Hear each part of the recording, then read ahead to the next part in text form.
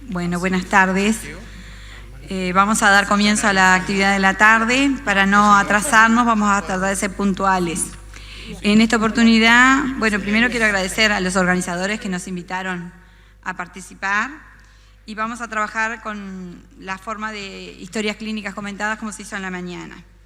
Para esta mesa contamos con la participación, bueno, de destacados panelistas. La doctora Teresa Abreu, que ya fue presentada esta mañana, que nos visita desde México, entre otros títulos que tiene, es médico gastroenterólogo y neurogastroenterólogo, miembro de la Sociedad Mexicana de Gastroenterología y de la Sociedad Americana de Gastroenterología, de la Sociedad Americana de Neurogastroenterología.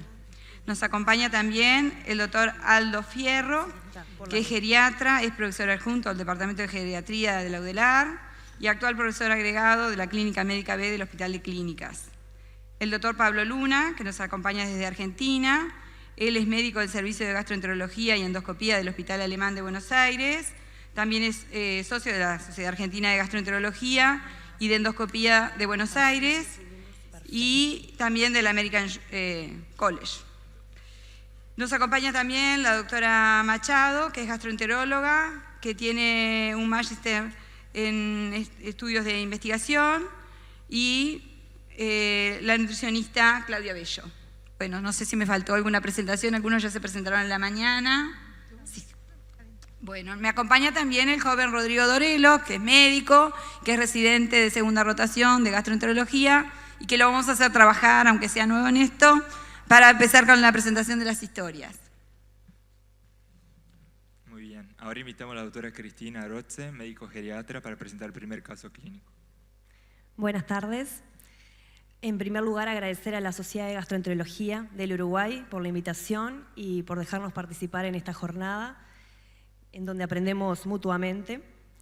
En esta oportunidad vamos a presentar un caso clínico de diarrea aguda en el adulto mayor, con una presentación un poco diferente. Otra cosa. Como en este caso clínico, como en los anteriores, se va a votar, tienen que ingresar a la aplicación, ahí poner interactividad y ahí votar y cliquear en enviar. Y ahí van a entrar 15 minutos para votar, 15 segundos, perdón, para votar. Este es el caso de una mujer de 70 años que está institucionalizada desde hace 4 meses. El interrogatorio fue hecho con informante válido, en donde la mujer presentaba un Pfeiffer de 7 errores, como se explicó anteriormente. El motivo de consulta fue diarrea. Con respecto a la enfermedad actual, esta paciente comienza 24 horas previo con 5 deposiciones líquidas al día, sin elementos anormales en el pañal, no presentaba fiebre, no presentaba dolor abdominal y el tránsito digestivo alto no tenía particularidades. Asimismo, en las últimas 12 horas, las cuidadoras del residencial la notan desorientada, inquieta, con respuestas incoherentes, que incluso requirió medidas de contención durante la noche, ya que intentaba tirarse de la cama. Las cuidadoras marcaban que esta no era la situación habitual de la paciente. Por momentos estaba más tranquila, mejor orientada, pero estaba somnolienta por periodos. Como antecedente de la enfermedad actual, la paciente estaba cursando una celulitis leve de pie derecho de hace 5 días, recibiendo para ello clindamicina 300 miligramos cada 6 horas. De la evaluación funcional se destaca que la paciente presentaba un índice de Bartel previo al cuadro actual de 25 en 100, secundario un ACV, quedando con una hemiplegia derecha secuelar. Por lo tanto, necesitaba ayuda para comer, para bañarse, para vestirse, presentaba incontinencia urinaria con pañal a permanencia, lograba sedestación sin ayuda, si bien no deambulaba. Con este cuadro declina y logra un índice de Bartel de 0. Con respecto a la valoración mental, desde el punto de vista afectivo, presentaba una depresión en tratamiento desde hace 2 años y desde el punto de vista cognitivo, un deterioro cognitivo leve diagnosticado hace 1 año por el geriatra tratante. Con respecto a la valoración biomédica, presentaba un ACV isquémico hace 4 meses con una hemiplegia derecha secuelar, una fibrilación auricular crónica asumida, una diabetes mellitus no insulino requiriente diagnosticado hace 2 semanas, o sea, de reciente diagnóstico, y una enfermedad por reflujo gastroesofágico. Para ello recibía como tratamiento crónico el rivaroxaban, el diltiazem, la metformina, 850 con almuerzo y cena desde hace 2 semanas, y el esomeprazol desde hace 3 años. Esta paciente es valorada entonces por médico de radio en el residencial. De la evaluación se destacaba que la paciente se encontraba vigil, pero sin embargo se encontraba desorientada en tiempo y espacio, inquieta, responde sin hilo conductor, no lograba mantener la atención en la entrevista, se distraía continuamente con el entorno. Del resto del examen general se destacaba una temperatura axilar de 36,5, una lengua seca, pero se encontraba bien perfundida. A nivel cardiovascular presentaba un ritmo irregular de 68 ciclos por minuto, ruidos bien golpeados, silencios libres y una presión de 110/70. A nivel pleuropulmonar el examen era normal. A nivel abdominal es en un abdomen blando, depresible, con un leve dolor difuso y ruidos hidroaéreos aumentados. Fosas lumbares normales y a nivel psiconeuromuscular la plegia secuelar de mi cuerpo derecho. Y el resto sin particularidades. En suma, nos encontramos frente a una mujer de 70 años, institucionalizada, con una dependencia severa, actualmente total, con una depresión de inicio tardío, con un deterioro cognitivo leve, con comorbilidad, ACV, fibrilación auricular, diabetes, que presenta una polifarmacia, cursando una celulitis de pie y actualmente con diarrea aguda. Entonces, vamos a las preguntas. ¿Cuál es su principal diagnóstico presuntivo? A. Diarrea aguda leve, moderada por Clostridium difficile. B. Diarrea aguda secundaria a tratamiento por metformina. C. Delirium hiperactivo secundario principalmente a diarrea por Clostridium difficile. Y D. Diarrea aguda asociada a antibióticos. A partir de ahora tienen 15 segundos para votar.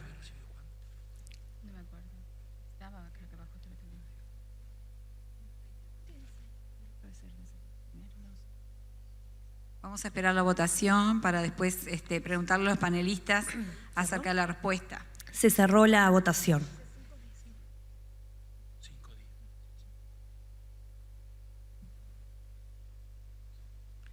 Bueno, marcaron la opción ahí, no me acuerdo, no, la D.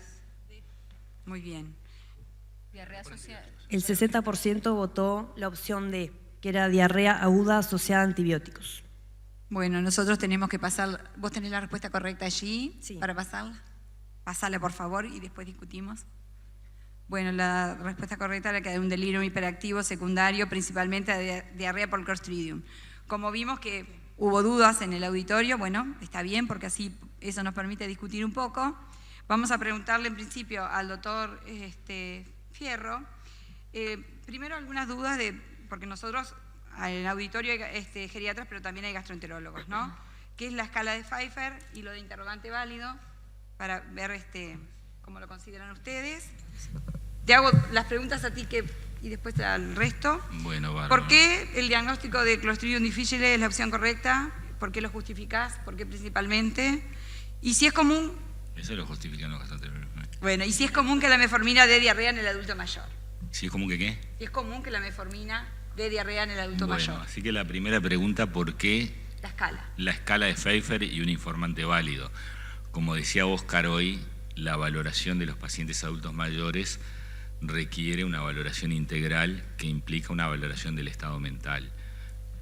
Para hacer una rápida valoración del estado mental, para ver si el paciente tiene un deterioro neurocognitivo, lo podemos hacer clínicamente o con escalas de rápida realización que miden, que objetivan el problema que estamos tratando de detectar.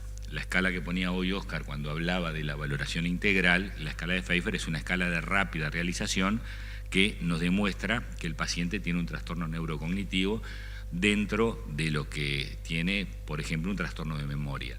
Mal podemos confiar en una historia clínica realizada por un paciente en que tiene trastornos de memoria y los datos no son válidos. Entonces tenemos que buscar a alguien que sea un informante válido y que nos pueda dar los datos que tienen valor para poder llegar a un diagnóstico apropiado.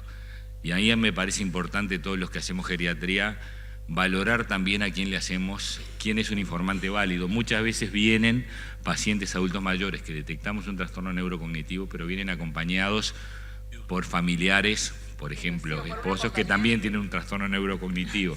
Entonces eso también tiene importancia.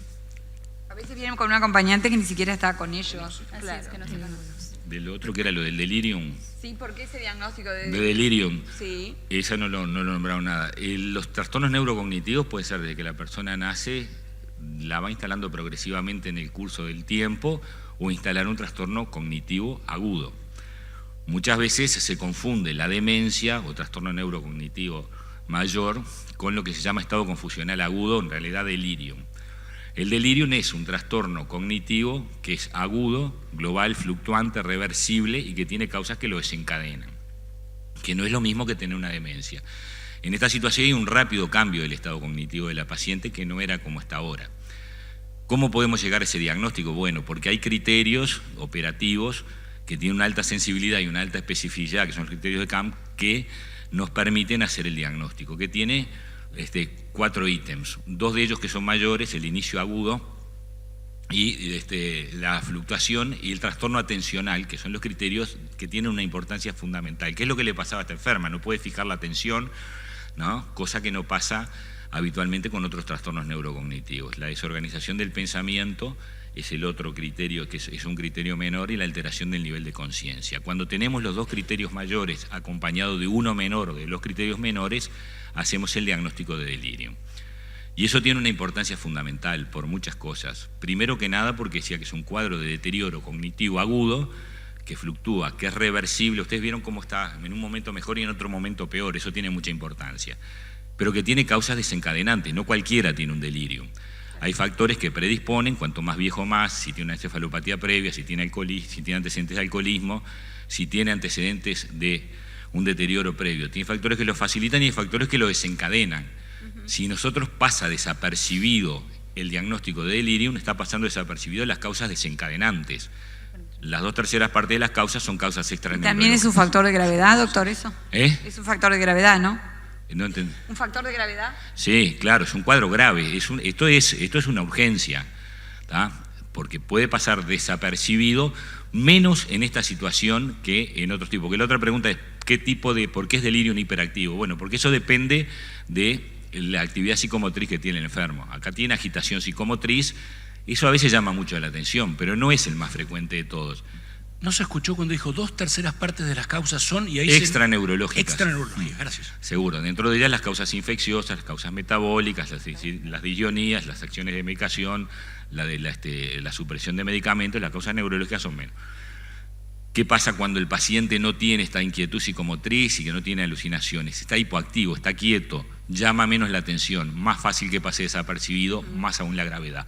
La mayoría de los pacientes fluctúan entre la hiperactividad y la hipoactividad. Y acá me parece muy importante los que hacemos medicina hospitalaria, la información que nos da la gente que está más en contacto con el enfermo, porque si es así, como fluctúa, muchas veces nosotros lo vemos y está atento, contesta bien, pero llega la tardecita y está desorientado, tiene inquietud psicomotriz, entonces la enfermería detecta más el delirium que lo que podemos hacer los médicos, que a veces estamos en un ratito nada más con los enfermos. Muy bien. ¿No? Ya que hubo, en realidad la opción que salió votada no era la opción correcta, le quería preguntar a la doctora Teresa Abreu si existe alguna diferencia clínica entre la diarrea asociada a antibióticos y la diarrea por Clostridium. Claro que sí. Realmente no hubiese sido mi elección una diarrea por Clostridium difficile, que si bien es algo que tenemos que pensar en el contexto de que la paciente está recibiendo un tratamiento antibiótico, o bien lo pudo haber recibido hace 2 meses y por eso tener Clostridium difficile también es un escenario. Pero es una paciente diabética que puede tener sobrepoblación bacteriana, perfectamente válido en una paciente diabética. Usa metformina, que por supuesto que también causa alteraciones gastrointestinales, aunque no agudas, habitualmente esto sucede. Pero hay cosas que a mí me interesan, por ejemplo, saber, es una paciente en la que no se ha descrito todavía ¿Cómo? Son sus evacuaciones, que son preguntas muy elementales para nosotros. Esto es, la evacuación tiene sangre, tiene moco. ¿Es de día nada más? Esas 5 deposiciones fueron en un horario diurno o también la despertaron y fue un horario nocturno. Si la paciente tiene invertido el ciclo vigilia-sueño, ¿en qué momento de su día-sueño tiene esas evacuaciones? Porque eso nos podría hablar más de organicidad que de algo funcional. Entonces, a mí me gustaría acomodar eso. Por supuesto que mi respuesta inicial sería diarrea asociada a antibióticos, que no excluye a Clostridium difficile, pero que sí me está hablando de un fenómeno de disbiosis. Ella no tenía diarrea. No sabemos, por ejemplo, cómo fue su dieta previa, que si está en una institución de cuidados, se debe saber, por ejemplo, si consumió néctares en exceso, azúcares, mieles que tienen una carga osmolar, y esto solo sea una diarrea osmótica, pero está deshidratada, debe tener elevada la glucosa y eso ser parte del fenómeno neurológico, debe estar con hiponatremia, debe estar con falta de volumen y debe estar con un estado hiperosmolar. Una precisión que yo no dije, cuando hablamos de las causas, que la mayoría son extraneurológicas, la mayoría de los pacientes que tienen un delirium no tienen una única causa como factor desencadenante, ¿no? Hay causas varias, o sea que son multifactoriales las etiologías, o sea, no tenemos que resumir, digamos, el diagnóstico a una sola etiología, sino descartar todas las causas posibles que pueden estar ocasionando este cuadro.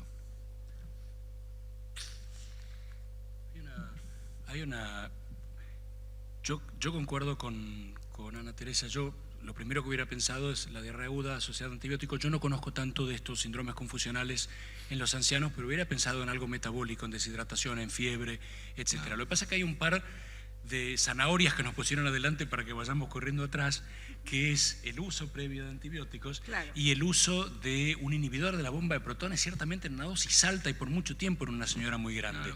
Entonces, creo que pisar el palito en este sentido está bien porque da la alerta de un par de cosas que probablemente no estén excelentemente bien pensadas de antes. Hay una pregunta de la doctora Cruels. Sí, dos cosas. La primera es vinculada, más que una pregunta, es una consideración, que cuando te encontrás con pacientes como estos, es cuando uno tiene que hacer el review rápido de qué farmacología está consumiendo, porque indiscutiblemente las fluctuaciones que tiene este paciente desde el punto de vista encefálico está relacionado con una encefalopatía de causa metabólica. Eso es lo que nos habla de esas fluctuaciones, esos vaivenes, ¿verdad? Como ocurre en cualquier otra. Pero al tener la diarrea, al estar con disionías, uno piensa en deshidratación, pero además debe de pensar en no acentuar esto. Son pacientes en general multimedicados, con diuréticos, en los cuales digamos, la evaluación del momento y diaria del paciente es prioritaria, porque no podemos mantenerle algo que lo exfolie más en cuanto a sus iones. No, en este contexto yo quería aclarar que justamente el delirium, y Aldo lo aclaró, es principalmente a Clostridium. ¿Por qué planteamos a Clostridium de primera? Sí, pero él no entendió la pregunta, capaz que aclaró todo lo del delirio, pero no aclaró por qué lo asociábamos a Clostridium. Ahí está. Capaz que él no entendió, le hice porque en mucha realidad pregunta. el delirium, ¿no? Para tener un delirium, la primera causa son las infecciones. Entonces, cuando uno ve un delirium, va a buscar una infección, porque es una presentación atípica de una enfermedad. Por eso el de antibióticos queda muy abajo, porque generalmente las diarreas agudas asociadas a antibióticos en adultos mayores no dan delirium, dan si son infecciosas. Eso quería aclarar porque es una presentación. ¿Y la deshidratación no sería un No, desencadenante? es un coadyuvante. La primera causa de delirium en los viejos son las infecciones. Cuando uno dice delirium, va a buscar la infección. Y las infecciones más frecuentes, que no es esta, son las respiratorias, las urinarias y las de partes blandas. Cuando tenemos esta historia clínica, una diarrea, decimos, si tiene un delirium, es una diarrea infecciosa. No sé si me expliqué. ¿Puedo hacer una pregunta a los que presentan el caso? ¿Ustedes asumen entonces, por una cuestión estadística y de conocimiento del caso, el clostridio así o van a testear su hipótesis? No, lo testeamos. Ahora sí. Obviamente que Ahora la historia sí. No, sigue. porque estamos yendo en una parte Pasamos de a la empirismo segunda interesante. pregunta, Ahora si sí. querés. Es un planteo presuntivo, en realidad. Ahora pasamos a la confirmación. El médico de radio entonces solicita estudio de sangre a domicilio y estudio en materia fecal de GDH y toxinas A y B para Clostridium difficile.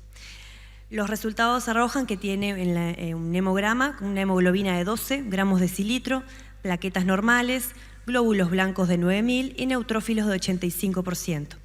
Una zoemia de 0,6, una creatininemia de 0,90, un ionograma con un sodio de 145, un potasio de 3,5, un funcional enzimograma hepático normal y en materia fecal GH positivo, toxinas A y B positivas y leucocitos fecales.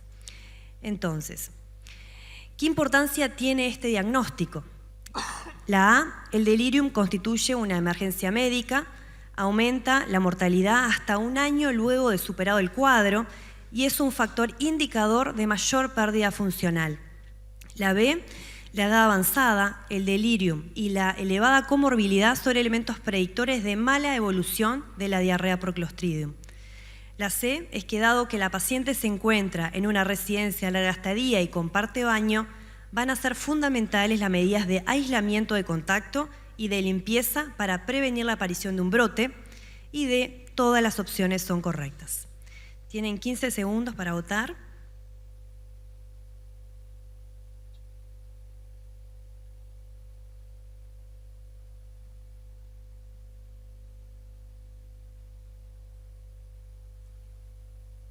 Se cerró la votación.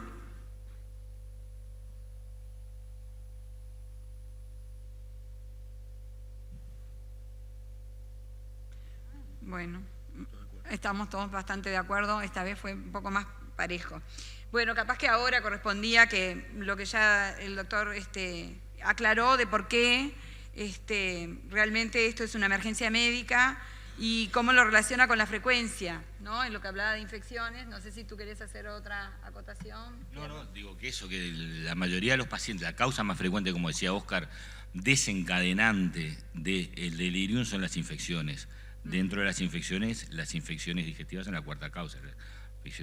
Infecciones urinarias, infecciones respiratorias, infecciones de partes blandas y no son las más frecuentes de todas. Pero como decía Óscar, en este caso frente a un delirium uno tiene que descartar una infección. Ahora no se tiene que quedar en eso, ¿no? Porque por supuesto que este enfermo tiene otras probables causas que estén actuando como desencadenante, ¿no? del delirium. Y es una emergencia médica porque buscar las causas, ¿tá? En definitiva, es el tratamiento del cuadro que se presenta, como decía Óscar, como una forma de presentación atípica. ¿Qué es la presentación atípica? Bueno, las enfermedades en los adultos mayores muchas veces se presentan impactando no únicamente o más llamativamente en el órgano en donde está la enfermedad, sino que repercutiendo en una función previamente debilitada. Esta paciente tenía un trastorno neurocognitivo menor, ahí dice, ¿no?, que tenía un deterioro cognitivo leve, tenía cierto grado de deterioro cognitivo. Frente a un cuadro infeccioso desencadena este cuadro, no le pasa a cualquiera. Le puede pasar, por ejemplo, también a un paciente que tiene un trastorno de la marcha y una artrosis y tiene una infección del tracto urinario y de repente está febril o no está febril, se va a levantar y se cae y sufre una caída. Bueno, detrás de eso hay una causa que está ocasionando esa caída. Eso es un concepto bastante difundido dentro de la geriatría, ¿no? La forma de presentación atípica de las enfermedades y el impacto de la enfermedad en funciones que previamente están debilitadas. Muy bien. Le quería preguntar a la doctora, ¿tú ibas a opinar algo? Sí. ¿Y hablas más? No, quería opinar algo acerca del diagnóstico de Clostridium, de la causa etiológica de la diarrea. Cuando nos enfrentamos a la señora en el domicilio, de un diagnóstico probable, porque decíamos que tenía varios factores de riesgo, está institucionalizada, tomar antibióticos. Exacto, y ahora sí ya tenemos un diagnóstico confirmado, porque tenemos 2 elementos, que es la GDH, que nos habla de que está la bacteria en el intestino, pero además tenemos toxinas positivas. Con esos 2 ya tenemos el caso confirmado, y de ahí la importancia de las medidas de aislamiento y todo eso que resalta la opción. Antes de preguntarle a la doctora Abreu, que le iba a preguntar sobre la medida de aislamiento, ya que estabas tú, Machado, con eso, te iba a preguntar, ¿siempre pedimos toxinas y el antígeno, o el mixto, PCR? ¿Por qué uno y por qué? Para Machado, por favor. Después te paso a ti, ya que ella tomó la palabra. Hay un protocolo del Ministerio que primero se pide GDH, luego, según el resultado, se pide las toxinas. En el caso que haya que las toxinas sean negativas, bueno, ahí se debería, y tenemos alta sospecha, podemos pedir PCR. Igual manera, generalmente la GDH es muy específica, pero nos habla de que está la bacteria, no de que la mayoría de los Clostridium forman toxinas, pero necesitamos la confirmación por algún método de que está en la presencia de las toxinas. Se hace por ELISA, hay 2, pero se busca la más frecuente, y si nos da ese disco como que no coinciden, exacto, discordancia, gracias, ahí se puede pedir una PCR. Ahora siempre es requisito, perdón, haciendo mención de lo que acabas de decir, es requisito para diagnosticar Clostridium difficile 2 pruebas que sean concordantes, una no. O sea, no es solo GDH y que salga toxina. Pues, y de hecho es más específica, por ejemplo, el citotoxigénico, el LAMP de Clostridium difficile, la fracción citotoxigénica, o bien el PCR, que sería bastante específico, pero siempre tener 2 pruebas positivas. Si hay discordancia, no se acierta el diagnóstico. Sí, yo no tenía claro que el Ministerio tenía un protocolo con primero antígeno y después toxinas, porque lo que uno ve habitualmente es que se piden las toxinas y no se pide tanto el antígeno. Ahora se usan mucho las técnicas mixtas y en realidad nuestro medio PCR, por lo menos yo en la práctica no lo uso, salvo una cosa excepcional. Tal vez ustedes en investigación lo utilizan más o en otros medios lo usan, pero si no nosotros usamos generalmente de presunción las toxinas. Lo que pasa que cuando hubo el brote también, como para un poco organizar el diagnóstico y que no se pidieran toxinas así, se había protocolizado solicitar primero GDH, que si GDH daba negativo, como a no ser que fuera muy fuerte la sospecha, sino como que eso alejaba el diagnóstico de Clostridium. Fue un poco también por la cantidad de pedidos y como para controlar un poco. Muy bien. Otro requisito es, sea LAMP, sea guanilatosa hidrogenasa, GDH, sea toxina, el requisito 1 para pedirlo es que la evacuación sea diarreica. Si no es diarreica y está suelta, no tiene sentido ninguna de las pruebas. No, siempre obviamente era en la situación de diarrea. Doctora Abreu, le queríamos preguntar, ¿qué medidas de aislamiento y si es diferente la medida de aislamiento en un paciente que está hospitalizado o que está en una institución? Con otros. Medidas de aislamiento en todos los consensos, de hecho está por salir a publicación el consenso mexicano de Clostridium difficile, que está avalado por la Asociación de Infecto y por la Asociación de Gastro, que me tocó liderar, y realmente esto fue desde el punto de vista de los infectólogos todo un tema. ¿Por qué? Porque realmente el paciente que tiene Clostridium difficile, para ellos el idóneo sería tenerlo total y absolutamente en aislamiento. Y a la par, el mismo racional que ellos aportan es, no se puede siempre en un hospital tener todas las medidas de aislamiento y mucho menos en un asilo. Realmente hay que considerar las características de la bacteria. Es una bacteria que es sumamente lábil al agua y al jabón. Entonces, si todas las herramientas de contacto que estén con el paciente están perfectamente limpias, incluyendo el personal de enfermería, el personal de asistencia, los familiares, el mismo paciente tiene lavado con agua y jabón, la bacteria se muere. Que no se muere con geles de alcohol, con bases de alcohol, sigue perfectamente viva. Y las medidas de aislamiento pues pueden ser realmente relativas siempre y cuando se cumpla con esta premisa básica de tener el estricto cuidado de higiene, tanto en excretas como en lavado de manos como en el instrumental. Esto es opinión que va a salir en el consenso y esto es por parte del área de infectología. En asilos, bueno, debe haber muchísima mayor dispersión, por supuesto, de las bacterias y esto puede generar verdaderamente brotes epidémicos, siendo esta la mayor gravedad, pero no hay no hay una normativa que nos diga de forma estricta aíslen al paciente porque si el paciente, por muy aislado que esté, el cuidador no tiene el lavado de manos, va a llevar el Clostridium a otro lugar. O sea que no habría por qué sacarlo de la institución en que está si se mantienen las medidas. Le quería preguntar a la nutricionista si hay alguna diferencia en la dieta que puede establecer en un paciente con cualquier diarrea y en esta diarrea. Primero quería acotar un comentario, Ana, con respecto a lo que es el aislamiento. Acá, en las instituciones, muchas veces aíslan totalmente el paciente y solamente se acompaña de otro que tenga exactamente el mismo diagnóstico como acompañante. Se pone sobre túnica, guante y no se puede estar en contacto con la piel del paciente dentro de los protocolos que el Ministerio de Salud Pública asigna, no solo a los sanatorios, hospitales, sino también como uso que debería de llevarse adelante en las instituciones, geriatras, lugares de casas de geriatría, etcétera, hogares de adultos mayores.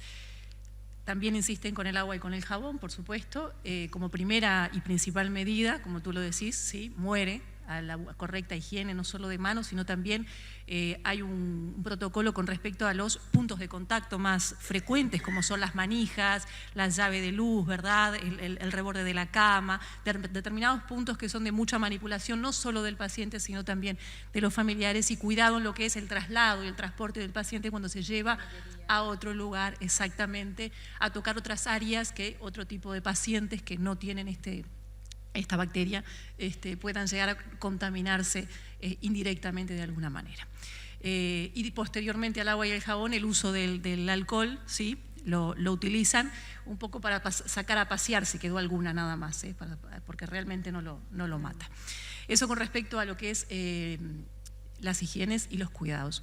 Con respecto a la dieta, no es la misma dieta que cualquier tipo de diarrea, si bien en cuanto a la selección de alimentos nos vamos a basar en una dieta antidiarreica, como le dicen por allí, o se conoce principalmente, de restricción, durante principalmente los primeros días, y después vamos a ir evolucionando, haciendo inclusión de diferentes tipos de alimentos, pero vamos a estar evolucionando mucho más atentos en este tipo de diarreas con Clostridium que en otro estilo de diarreas como una diarrea de un viajante, de otro tipo de infección. ¿Y por qué? Porque vamos a estar más atentos al tipo de materias, a la presencia de moco, a la presencia de sangrado. Es una diarrea que es bastante más agresiva y que nos lleva a una inclusión o una evolución en alimentos mucho más gradual que otras. ¿Sí? Muy bien. ¿Querés proseguir con la presentación antes de seguir con el tratamiento? Si usted fuera el médico de radio que concurre a ver a la paciente con los resultados de laboratorio ya prontos, ¿qué medidas tomaría? A. Traslado a la puerta de emergencia para inicio de tratamiento. B. Internación domiciliaria con aislamiento de contacto dentro del residencial, suspender clindamicina, iniciar metronidazol 500 miligramos cada 8 horas por 14 días, probióticos y fluidoterapia. C. Internación domiciliaria, suspender clindamicina e iniciar tratamiento con metronidazol 500 cada 8 horas por 14 días, buscapina simple, un comprimido cada 8 horas y suero fisiológico 1 litro cada 12 horas, intravenoso en medidas de aislamiento. O D. Internación domiciliaria, disminuir dosis de clindamicina, iniciar tratamiento con metronidazol, buscapina simple, un comprimido cada 8 horas, suero fisiológico cada 12 horas intravenoso y medidas de aislamiento. ¿Pueden empezar a votar? Vamos medios atrasados con los tiempos. Voy a tener que ir un poquito a apurar el paso. Le quiero preguntar al doctor Luna si en la diarrea por Clostridium siempre suspende los antibióticos y qué rol jugaría la rifampicina en el tratamiento del Clostridium. Ya va a aparecer en la pantalla lo que votaron, pero... Bueno, la suspensión de otros antibióticos, yo supongo que dependerá de la indicación que tengan los antibióticos en la infección previa. Yo creo que si un paciente está tomando un antibiótico inútilmente es la mejor oportunidad para suspenderlo.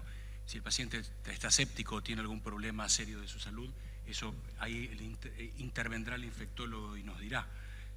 Creo que en este caso se refiere a que la clinda está muy asociada, es lo que venía recibiendo la paciente y siempre se asocia a la infección por Clostridium. Claro, habría que ver por qué recibió clinda en primer lugar, pero yendo a lo general, yo no puedo decirte suspendan todo cuando quizás el paciente tiene un cuadro que lo justifica el antibiótico que esté tomando. Y segundo, con rifaximina yo no tengo... Nosotros utilizamos metronidazol, utilizamos vancomicina, pero no tengo experiencia personal. Seguro que Ana Teresa sabe cuál es el resultado con la rifa, pero yo la verdad lo ignoro. Nosotros utilizamos estos dos antibióticos que yo te digo. Sí, bueno, ahí apareció la opción correcta, ¿no? Que decía... La B, que era mantenerlo en el residencial, suspender la clindamicina, iniciar el metronidazol, que bueno, que es lo clásico que usamos, y el uso de probióticos y fluidoterapia, ¿no? Nosotros queríamos justamente el rol de los probióticos, preguntarle a la doctora Abreu en estos casos. Bien, en Clostridium difficile, en infección por Clostridium difficile, el uso de probióticos es igual que en cualquier otro escenario, es una coadyuvancia terapéutica. Realmente, si bien en otro tipo de diarreas agudas los probióticos tienen un nivel de evidencia 1A, en Clostridium difficile se puede ir a 1B o a 2. porque depende de si el paciente en infección por Clostridium difficile se está tolerando la vía oral, si está accesible el uso de algún probiótico por vía oral. Los que tienen evidencia científica a favor de esto son Saccharomyces boulardii, CNSMI, que es la Colección Nacional de Cultivos Microbianos del Instituto Pasteur, la 745, Lactobacillus rhamnosus GG, y una de las cepas que tiene Bacillus clausi, que es la cepa OC, que produce clausina y que parece que tiene acción directa específica contra Clostridium difficile. Pero es solo una coadyuvancia, no es un nivel de evidencia 1A, lo dejamos en 1B o 2. Muy bien. Doctor Fierro. Y rifaximina, sí. Bueno. Rifaximina sí, sí es una opción, rifaximina alfa, o sea, sí me gustaría hacer ese hincapié que sea verdaderamente no absorbible, que eso es de los estándares más importantes que uno busca cuando está uno tratando Clostridium difficile, que es que el tratamiento sea verdaderamente intraluminal, que sea una verdadera acción intraluminal. El polimorfo alfa es totalmente no absorbible, 0.4% de absorción, que es absolutamente nada, a diferencia de las rifaximinas amorfas. Y sí es una opción terapéutica perfectamente válida para SHIA, para la Organización Internacional de Infectología, es perfectamente válido. En la esquemática inclusive se ha dejado de usar metronidazol, primera opción vancomicina, después se puede usar fidaxomicina, que no lo tenemos en toda Latinoamérica, y rifaximina alfa, por supuesto, como una opción terapéutica muy, muy buena. Sí, en nuestro medio nosotros habitualmente usamos metronidazol y solo en los casos que son recurrentes y que no se puede combatir el cuadro clínico estaría indicada la banco, y si con la banco no se puede, ahí recién vendría la rifaximina. Combinación. Sí. Quería preguntar al doctor Fierro, ¿por qué acá no está indicada la buscapina? ¿Pero qué particularidad tiene el uso de buscapina en los pacientes mayores? María, ¿me perdonas una cosita nada más? Sí. Porque Teresa dijo algo muy importante que creo que vale la pena decirlo. Hablaba de la rifaximina alfa y hablaba de la otra, ¿verdad? Entonces, el tema acá es, nosotros tenemos de las dos en nuestro medio. Tenemos las dos presentaciones comerciales. Tenemos de alguna manera que asesorarnos cuál es la correcta en el momento de usarlo. Pero tenemos las dos, la amorfa y la alfa. Sí, el asunto es que en realidad en la práctica uno no es lo primero que indica. Eso, no sé si alguien tiene otra experiencia, pero nosotros en general, incluso cuando los brotes epidémicos en el hospital se usó el metronidazol por vía oral y con eso se controló. Pero no sé, si alguien tiene otra experiencia en otro lugar, en otra institución, no lo sé. De forma ambulatoria, entiendo que ustedes ubican muy bien el escenario de Clostridium difficile en aislamientos, en asilos y a nivel hospitalario, pero es muy común que el paciente llegue justamente con el escenario de antecedente de uso de antibióticos. Por las características de las evacuaciones se sospeche clínicamente que es Clostridium difficile y es un paciente ambulatorio. El 3% de la gente anda caminando y es portadora de Clostridium difficile, ni siquiera perfringens. Y estos pacientes son susceptibles de una terapia antimicrobiana con rifaximina alfa con una excelente respuesta. Muy bien. Había una pregunta para usted. El efecto que tienen la buscapina, las medicaciones anticolinérgicas en un paciente que como esta tiene un trastorno neurocognitivo muy negativo, es el efecto.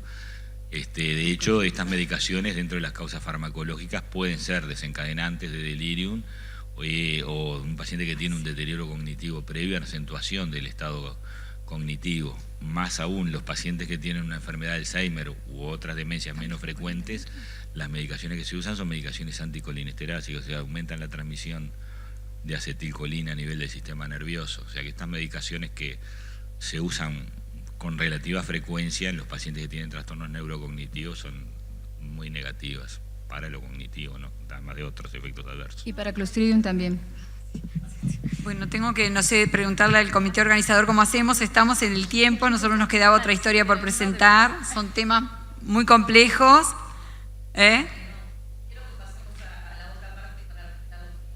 Por eso, así que le pido disculpas a la doctora Anaís, que tenía otra historia para presentar de gastroenterocolitis viral. Si la historia la hacemos sin votación, sí. Bueno. 4 minutitos y ahí quedamos, para que nadie quede. Ahí está. Bueno, entonces pasas a presentarla, por favor. Adelante la doctora Julieta Arnaiz, médica geriatra, va a presentar el segundo caso clínico.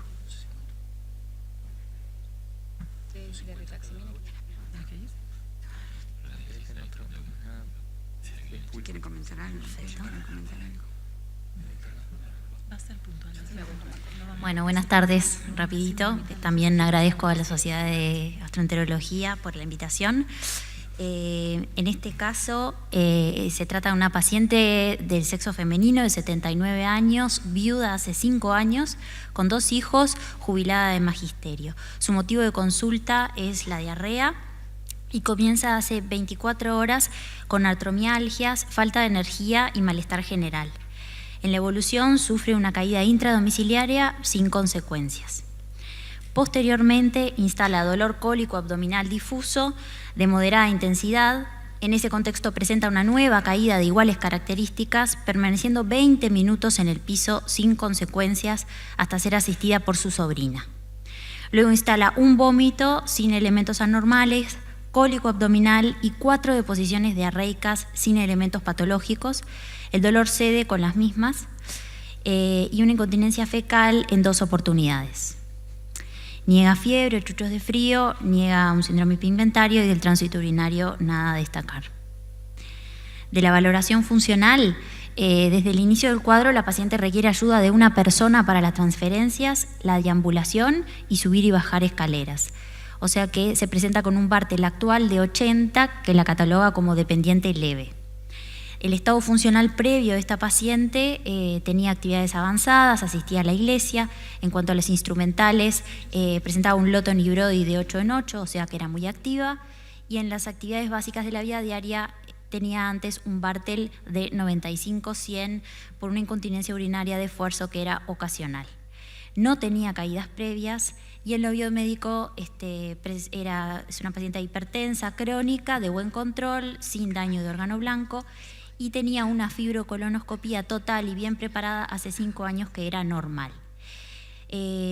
Presentaba de las vacunas que pedimos para los adultos mayores, tenía la antitetánica, la antineumocóxica, pero no se había inmunizado con la antigripal. La medicación habitual era enalapril, hidroclorotiazida y sertralina. De la evaluación mental no tenía un deterioro cognitivo y tenía una depresión de inicio tardío, pero que estaba en eutimia. De la valoración social, la señora vivía sola, una hija estaba en El Pinal, el otro hijo en Fray Bentos, y tenía una cuidadora potencial que era su sobrina, idónea, que vivía próxima a su domicilio y tenía una presencia diaria en su casa. Del examen físico, la paciente se presentaba vigil, atenta, bien orientada, eupneica, tenía un pliegue abdominal hipoelástico, piel y mucosas normocoloreadas, bucofaringio, tenía una prótesis completa superior y parcial inferior, la lengua seca.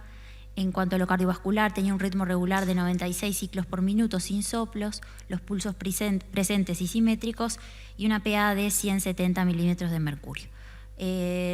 Pleuropulmonar, nada a destacar, y del abdomen blando, depresible, con un dolor difuso a la palpación profunda, no tumoraciones ni visceromegalias y ruidos hidroaéreos aumentados, con fosas lumbares libres e indoloras. Y del examen neurológico estaba normal. En suma, se trataba de una paciente de 79 años, autoválida con actividades avanzadas de la vida diaria, sin deterioro cognitivo, en eutimia, hipertensa, con polifarmacia adecuada, una incontinencia urinaria de esfuerzo que se presentaba con caídas y una gastroenterocolitis aguda. ¿Paso a las preguntas? Las preguntas las pasamos, aunque sea o no. Bueno. La primera pregunta era cuál sería el diagnóstico positivo en esta paciente. Las opciones eran una caída centinela, la gastroenterocolitis viral, la C, declinación funcional aguda, o todas las opciones previas son correctas. Todas las opciones son correctas. En la segunda pregunta, ¿qué estudios complementarios solicitaría? Ionograma, azoemia, creatininemia, hemograma y orina. Perfecto. Lo correcto es ionograma, azoemia, creatininemia, hemograma, orina, y luego enseguida se inicia la fluidoterapia. ¿Dónde ubicaría a la paciente para su tratamiento?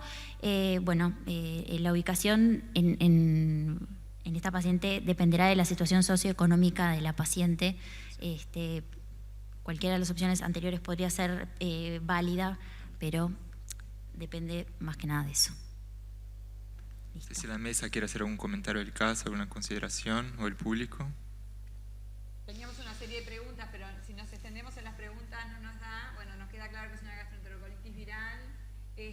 No sé, tal vez a preguntarle, desde el punto de vista de diagnóstico, a Machado si el hecho de que no estuviera vacunada, por ejemplo, incidió en que incidiera esta enterocolitis viral.